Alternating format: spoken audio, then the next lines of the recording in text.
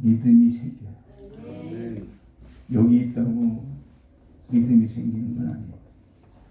예배를 드려야 믿음이 생기고 또 그 믿음이 잘 성장해 갈 수 있으리라 믿습니다.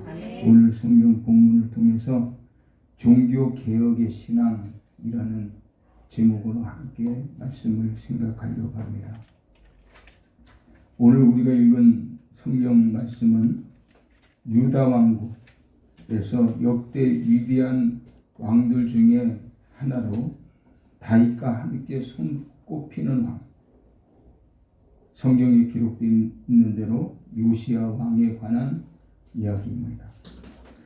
22장 1절 보면 22장 1절에 이렇게 말합니다. 요시야가 왕위에 오를 때에 나이가 8세라. 나이가 8살에 왕이 될 때, 그러니까 정말 어린아이가 하나님의 은혜로 왕이 됐습니다. 예루살렘에서 31년간 다스립니다. 8살 때 왕으로 즉위하고 31년 동안 유다 왕국을 치리했고, 그러니까 그의 나이 39세가 돼서 하나님 앞에 부름받았는데, 그때까지 하나님이 맡긴 사역을 얼마만큼 잘 감당했냐? 성경은 이렇게 말해요. 그의 어머니의 이름은 여디다요, 보스가 아디아의 딸이더라. 요시야가 여호와 보시기에 정직히 행하여 그의 조상 다윗의 모든 길로 행하고 좌우로 치우치지 아니하였다. 다윗의 모든 길로 행했다라고 하는 이 말씀 한마디로 요시야의 행적이 얼마만큼 하나님의 마음에 들었는지 짐작해 볼 수 있습니다. 그러니까 이스라엘의 왕들은 나의 사역이 다윗과 같았다라고 하는 것이 최고의 칭찬입니다. 다윗이 가는 길로 같이 갔다라고 하는 것은 대단히 왕의 사역을 잘 감당했다 인정받는 것인데, 성경에 기록된 말씀이니 사람에게 인정받는 것이 아니고 하나님께로부터 인정받았으니 요시야가 얼마만큼 하나님의 뜻대로 나라를 다스렸는가 하는 것을 우리가 볼 수 있습니다. 요시야가 왕이 되기 전까지 유다 왕국은 하나님의 백성인데도 불구하고 하나님을 버렸어요. 하나님의 백성들임에도 불구하고 하나님의 말씀을 잊어버리고, 유다 왕국은 온갖 우상 숭배로 만연되어 있었다는 것이죠. 그런 상황에서 8살의 요시야가 왕위에 올랐는데, 왕의 지시로 성전을 재정비하는, 그 재정비하는 가운데서 하나님의 율법, 토라, 이 하나님의 말씀을 발견하게 됐고, 그 사실을 보고받은 요시야는 율법책을 읽어가면서 하나님의 뜻을 깨닫게 됩니다. 그리고 하나님의 무엇을 원하시는지 알게 돼요. 그 후로 요시야는 유다 왕국 전체에 걸쳐서 대대적인 종교 개혁을 일으키게 되는데, 그 내용을 들여다보면 먼저 우상들을 모두 부숴버렸고, 우상을 섬기는 선지자들을 잡아다가 전부 처형을 시켰다는 겁니다. 또 각 지역의 성경 교사들을 파견해서 백성들에게 하나님의 말씀을 가르쳤고, 성경이 지키라고 명령하는 말씀을 하나하나 지켜가기 시작했는데, 오늘 성경 23장 21절 보면 왕이 뭇 백성에게 명령하여 이르되, 이 언약책에 기록된 대로 너희의 하나님 여호와를 위하여 유월절을 지키라 하매, 사사가 이스라엘을 다스리던 시대로부터 이스라엘 여러 왕의 시대와 유다 여러 왕의 시대에 이렇게 유월절을 지킨 일이 없었더니, 요시야 왕 18째 해에 예루살렘에서 여호와 앞에 이 유월절을 지켰다. 그러니까 26살이 됐을 때 유월절을 온전하게 지키는, 하나님의 명령대로 살아가는, 아니 하나님의 명령과 뜻에 따라서 백성들을 이끌어가는 리더로 조금 더 부족함이 없는 모습을 보였다라고 가르쳐주고 있는 것이죠. 그 이전에는 유월절을 지킨 왕이 거의 없었다는 거예요.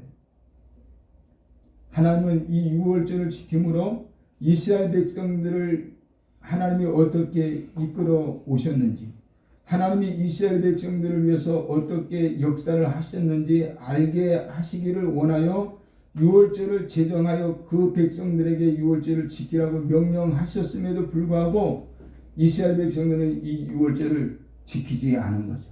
근데 요시야가 성전을 정비하라고 말하고 성전을 재정비하다가 발견된 율법책을 읽으면서 하나님이 우리 조상들에게 유월절을 반드시 지키라고 명령하셨는데 왜 지키지 않았을까 가슴을 치고 그 종교개혁을 일으켜서 유월절을 지키는 나라가 되게 했다라고 가르쳐줍니다.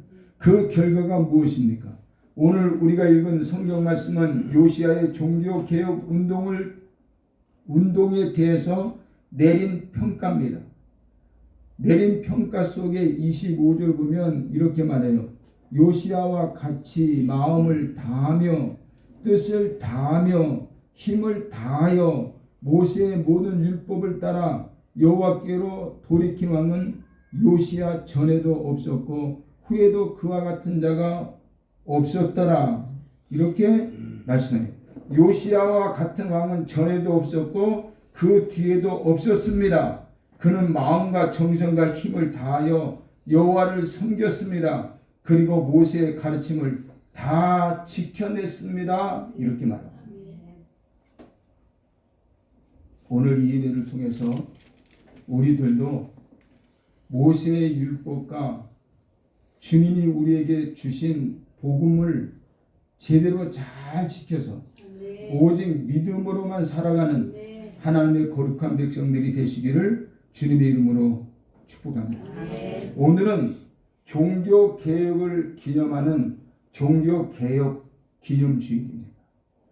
10월 31일 마지막 날은 종교개혁일입니다.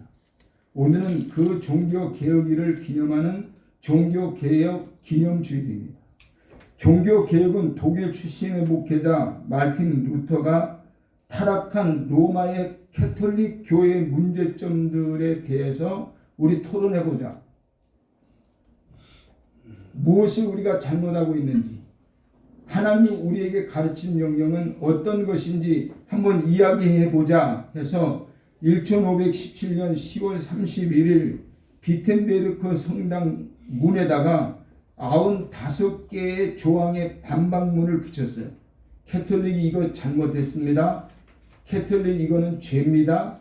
캐톨릭 이거는 하나님이 기뻐하지 않습니다. 95개의 조항문을 써서 문짝에 쫙 붙였는데 이것이 온 유럽을 종교개혁의 불이 일어나게 만드는 사건이 되어졌습니다. 그래서 오늘은 종교개혁 주일을 맞아서 종교개혁이 왜 일어났으며 오늘날 우리에게 주는 교훈이 무엇인지 함께 살펴보려고 합니다. 일단 우리가 알아야 할 것은 개혁이 일어난 원인입니다. 과연 중세 교회에 어떤 문제가 있었기에 종교개혁이 일어난 것인가 하는 것입니다. 예수님께서 하늘로 올라가신 후 사도들을 중심으로 복음이 전해졌습니다. 복음이 전해지는 곳마다 초대교회가 세워졌습니다. 이때 세워진 교회를 처음 교회라고 하는 의미로 초대교회라고 부르는 것입니다. 초대교회라고 하는 말은 처음으로 세워진 교회다 그런 뜻이에요.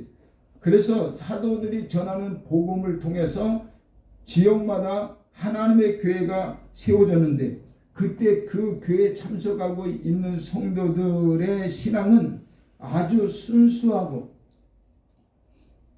그리고 열정적인 뜨거운 신앙을 가지고 있었어요.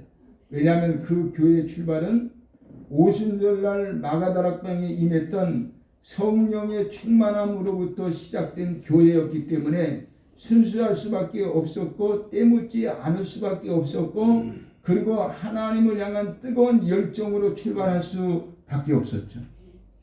그런데 당시 로마는 그래서 기독교를 핍박하기 시작하는 겁니다. 교회가 왜 이렇게 거룩해? 하고 핍박하는 거예요. 교회가 왜 이렇게 뜨겁게 예배를 해? 그래서 핍박을 하는 거예요. 우리나라 말에 우리나라 사람들이 알고 있는 종교 분리라고 하는 말이 있잖아요. 그건 성경적인 말이 아니에요. 하나님이 정치를 하셨고 하나님이 왕을 세웠고 그래서 다윗을 들어서 사역하실 때도 전쟁이 늘 있었는데 그 전쟁을 주관하시는 분은 하나님이시죠. 종교 분리라고 하는 이 말은 일본의 잔재예요. 일본이 우리나라를 침략하고 우리를 식민지 삼아서 누릴 것을 다 누리려고 할 때 그에 반대하고 앞섰던 공동체가 바로 교회. 그래서 신사참배를 반대하고 이러면 안 된다. 우리는 하나님만 섬겨야 된다. 그래서 성도들을 교육시키고 그래서 목사님들이 옥에 갇히고 죽음까지 불사하면서 나라 사랑 운동을 펼쳐갔습니다. 그때 일본이 내놓은 말이 종교 분리를 시켜야 되겠다. 종교가 나라 일에 간섭하지 못하게 하는 일을 우리가 세워야 되겠다 해서 나온 말이 종교 분리라는 말입니다. 그렇기 때문에 그건 일본의 잔재고 성경적이지 않아요. 그래서 교회는 항상 개혁에 앞장서야 된다. 개혁하지 않는 교회는 침체될 수밖에 없고 타락될 수밖에 없고 그리고 멸망할 수밖에 없고 죽을 수밖에 없기 때문에 교회는 개혁에 앞장서는 사역을 감당해 가야 됩니다. 특히 로마의 네로 황제 같은 경우에는 자기가 로마에 불을 질러놓고 기독교인들이 저질렀다고 누명을 씌우는 바람에 많은 기독교인들이 고문을 받았어요. 많은 사람들이 원형 경기장에서 처참하게 죽어갔어요.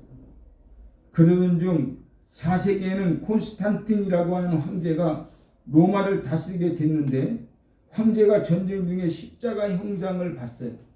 환상으로. 십자가 형상이 환상으로 보여지고 그래서 그때 일어난 모든 전쟁에서 승리를 합니다. 그래서 콘스탄틴 황제가 하나님께서 내게 계시를 하는 거구나. 그래서 로마를 기독교로 국교화시켰습니다.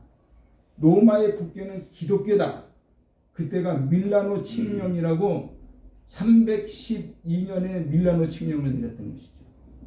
자, 밀라노 칙령으로 로마의 국교는 기독교다. 콘스탄틴 황제가 이렇게 선포를 하면서 초대교회 교인들이 받아왔던 핍박, 환난 이것이 무뎌지기 시작했습니다. 그래서 교회는 핍박이 없어지고 그리고 성직자들은 그만큼의 혜택을 누리게 됐던 것이죠. 근데 여러분 생각해 보면 기독교가 핍박이 없어지고 박해가 중단되는 것이 어떻게 보면 축복이고 은혜인데 핍박이 없어지면서 교회가 타락되기 시작했다는 거예요.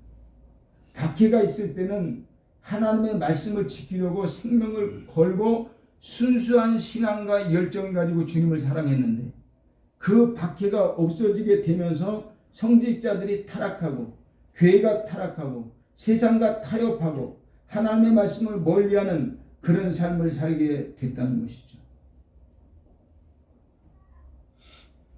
내부적으로는 성직자들은 더 높은 강한 권력을 가지게 되면서 더 큰 욕심을 부렸고 성당을 점점 더 크고 더 높고 더 크게 화려하게 짓기 시작하는 내부적인 타락의 시작이 바로 AD 312년 밀라노 칙령으로부터 시작되기 시작했습니다.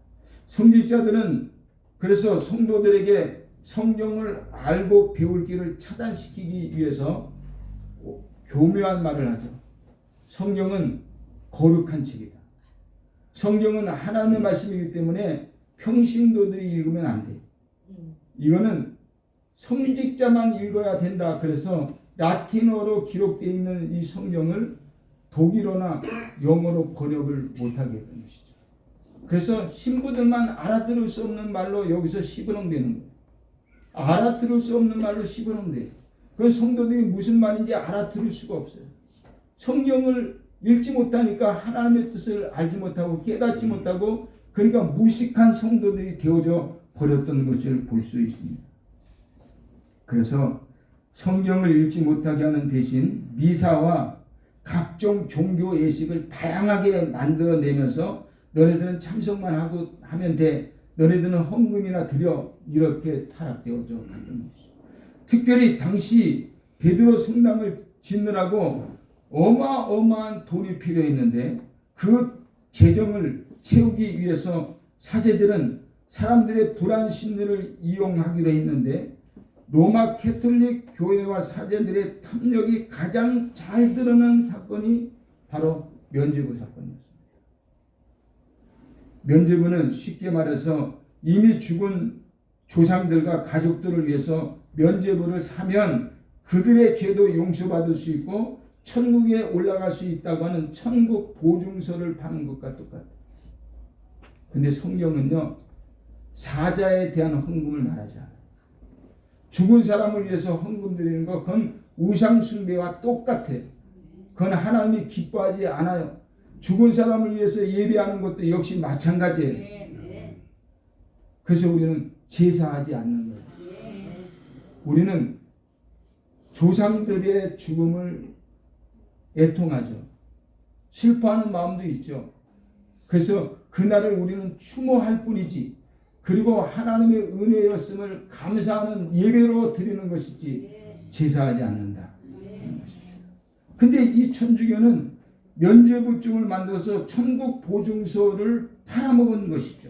신자들이 이 면죄부를 사겠다고 앞다투면서 줄을 서는 모습으로 중세 캐톨릭 교회는 부패할 대로 썩어져 버리고 말았습니다.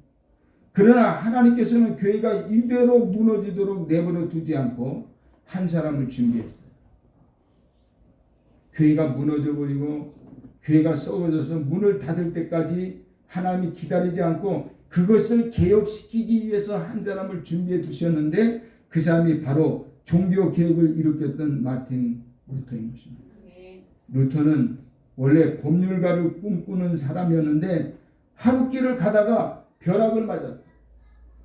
벼락을 맞으면 어떻게 되죠? 전부 시꺼멓게 타 죽는 거예요. 죄도 남지 않을 만큼 타 죽어요. 근데 벼락을 맞았는데 살았어요. 벼락을 맞고 쓰러지는 그 경험을 하게 됐는데 그 순간 깨달은 게 있어요. 아, 내가 죄인인데 이대로 살다가는 내가 지옥 가겠구나. 루터가 나는 죄인인데 내가 이대로 살다가는 지옥 가게 됐구나. 지옥에 가지 않으면 어떻게 해야지? 해서 선택한 것이 사제의 길을 선택한 거예요. 그래서 신부가 되기로 결심을 하고 수도원에 들어가서 열심히 공부를 하면서 또 열심히 죄를 없애기 위해서 금식하고 자기의 온몸을 가만히 내버려 두지 않고 높은 계단을 무릎으로만 기어 올라가는 고행의 길을 걷습니다.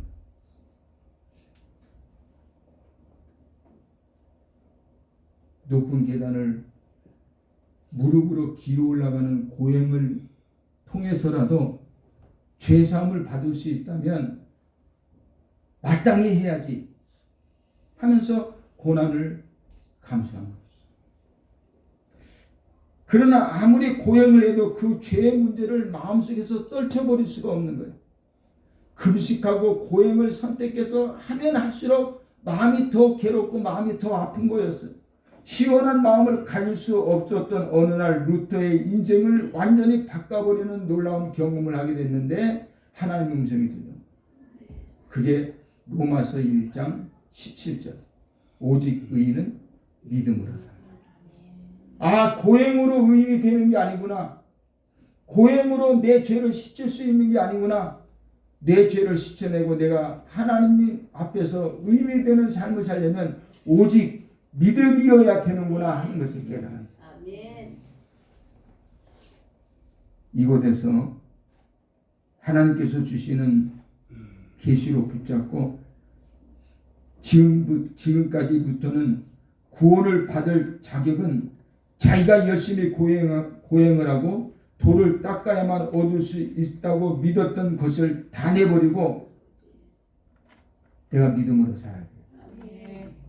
그래서 금식하는 것도 일단 중지, 무릎으로 기어 올라가는 행위도 중지 하면서 캐톨릭 천주교를 들여다보니까 죄가 너무 많은 거예요. 하나님의 말씀과 동떨어진 것이 너무나 많은 거예요. 그래서 루터는 천국은 운전을 따는 면허증을 따는 것과는 다른 거야. 운전하기 위해서 면허증을 따내듯이 나의 어떤 행위로 속죄함의 은혜를 따내는 게 아니구나. 면허증을 따내듯이 나의 공로로 인해서 천국 갈 수 있는 자격증을 얻는 게 아니구나 해서 첫 번에 부딪히는 것이 면죄부증이에요. 캐톨릭이 이게 아주 망가질 대로 망가져갖고 천국을 팔아먹는 장사꾼이 되어버렸네. 이 면죄증에 대한 판매 행위가 모두 새빨간 거짓말이라는 사실을 깨닫게 된 것이죠. 믿음으로만 구원을 얻는다는 이 단순한 진리, 단순하면서도 확실한 진리, 이 복음을 깨달은 뒤로 루터는 자기가 속해 있는 로마 캐톨릭 교회를 새롭게 바라보면서 캐톨릭 목회자들과 토론합시다 하는 거죠. 캐톨릭이 뭘 잘못하고 있는지, 하나님의 뜻과는 다른 무엇을 주장하고 있는지 우리 토론해보자. 그래서 토론을 제안하기 위한 일반적인 방법을 따라서 1517년 10월 31일 비텐바르크 성당문에 95개 조항을 기록한 반박문을 붙이게 됐는데, 이때만 해도 루터는 자신의 행동이 유럽 사회와 기독교 역사에 얼마만큼의 파장이 될지는 전혀 생각을 하지 못하고 내부적인 골마 있는 것만 터뜨려서 수술하면 되겠지 간단하게 생각했던 거예요. 내가 섬기는 캐톨릭 교회가 조금 더 성경적인 교회가 되기를 바라는 순수한 마음으로 시작된 거예요. 그런데 루터가 로마 교회에 제기한 95개 문제들은 교회 전체를 뒤흔들고 말았죠. 부패하고 타락한 교회는 루터의 문제 제기에 당황하기 시작하면서 95개의 반박문을 붙인 지 4년이 지나 1521년 1월에 로마 교회로부터 루터는 이단이야, 이단 판정을 내게 됩니다. 중세 시대는요, 교회 판정이 우리나라의 대법원에서 판정과 똑같아요. 사형 그러면 사형, 이단 그러면 이단. 찍소리 못하고 죽어야 됐고, 그리고 사지로 내몰릴 수밖에 없는 판결권이 교황에게 있거든요. 이 교황은 왕보다도 더 높아요. 교황이 너 왕해 그러면 왕이 되는 거예요. 그래서 교권을 다 팔아먹는 그런 범죄자의 집단이었던 것이죠. 그러나 루터는 굴복하지 않고 끝까지 교회 개혁을 위해서 싸우다가 1521년 4월 달에 보름스라고 하는 곳에서 열린 종교회의를 통해서 루터는 로마 교회로부터 추방을 당합니다. 넌 로마 교회 신자가 아니야. 추방. 중세교회는 여러 가지 문제들을 가지고 있었습니다. 첫째는 교회와 성직자들이 타락했다는 것. 교회의 타락, 성직자의 타락. 두 번째는 성경보다 다른 예식을 강조했다는 것. 성경이 중요한 게 아니라 교황이 이런 예식해 그러면 그 예식이 더 커지는 거예요. 그래서 교황 무오설, 교황의 말은 절대 한마디도 잘못되지 않아, 틀리지 않아, 그릇된 교훈이 없어. 교황이 낙태해도 돼 그러면 낙태해도 죄가 안 돼요. 교황의 말 한마디가 곧 천국의 법인 것이죠. 교황 무오설. 셋째는 구원을 위해서 믿음이 아닌 선행과 면죄부를 계속 강조했다는 거죠. 구원을 받으려면 선행을 해야 돼. 구원받으려면 고행을 겪어야 돼. 고난받으려면 면죄부증을 사야 돼. 그래서 헌금을 모아 드리기 시작했습니다. 그 외에 고해성사. 신부에게 자기의 죄를 고해 바쳐야 죄사함을 받는다는 거예요. 성경에 어디 그런 말이 있어요. 근데 이것을 교리화시키고 이것을 제도화시키고 법제화시켜서 그렇게 해야만이 천국에 갈 수 있는 것처럼 타락되어져 가버리고 말았습니다. 이런 문제들을 루터가 깨달으면서 성경적인 교회를 만들어보자. 우리들이 섬기는 교회가 우리들이 섬기는 교회가 하나님이 정말 기뻐하시는 교회가 되려면 성경적인 교회가 되어야 되지 않겠느냐. 그 성경적인 교회를 세우기 위해서 5가지를 주장합니다. 첫 번째가 오직 성경입니다. 오직 성경. 로마 교회는 성경도 중요하다고 하지만 거기에 하나 더 붙여서 교황의 가르침이 중요하다고 가르칩니다. 교황의 가르침. 교황이 한번 오면요 난리가 나잖아요. 그 발에 입맞춤하고 싶어서 그 손에 입맞춤하고 싶어서 아주 난리. 교황의 가르침만큼 중요한 게 없다는 것이죠. 교회가 전통적으로 지켜오던 모든 것들이 성경만큼 다 중요하다고 생각하는 거예요. 성경도 중요하긴 하지만 교회가 가르쳐왔던 관습, 습관, 전통, 관례 이런 것들을 성경만큼 중요하다고 똑같은 선상에 올려놓고 그것을 지켜가는 캐톨릭. 그래서 루터는 오직 성경이어야 된다. 성경보다 더 중요한 것은 없고 성경보다 더 진리는 없다. 본래의 것은 성경밖에 없다. 이렇게 외치게 됐던 것이죠. 그러다 보니까 성경에는 전혀 없는 이야기들, 행위들도 교황이 말하면 하나님 말씀처럼 받들어 지켜야만 했죠. 지금도 천주교는 교황의 말과 성경 말씀의 권위를 똑같은 선상에 놓고 있어요. 똑같아요. 그러니까 교황이 곧 하나님인 거죠. 교회의 중심엔 성경이 있어야 됩니다. 그래서 루터는 말합니다. 오직 성경. 프란치스칸 교회가 앞으로도 성경 외에 다른 것을 강조하면 이 교회를 떠나셔야 됩니다. 이 교회를 떠나야 돼요. 우리가 이 교회에 나와서 하나님께 예배하는 목적은 딱 한 가지. 오직 성경으로 예배한다. 오직 성경이에요. 만약 우리 교회가 성경이 아닌 비본래적인 것을 전하거나 가르치면 이 교회에 머물러 있으면 안 됩니다. 떠나셔야 됩니다. 요즘 교회들이 성경이 아닌 다른 것을 가르쳐서 얼마나 많은 문제를 일으키는지 알 수가 없습니다. 교회는 성경 중심으로 가르치고 성경을 배워야 하는 것입니다. 성경에 있는 것을 말하고 성경이 말하지 않는 것은 아무리 전통이라고 해도 과감하게 내버려야 하는 것입니다. 성경이 하는 것은 내버리자. 우리가 교회 생활하고 신앙생활을 하면서 성경적이 아닌 것은 내버려야 합니다. 내가 아무리 체험했고 내가 아무리 경험했어도 성경적이 아닌 것은 버려야 됩니다.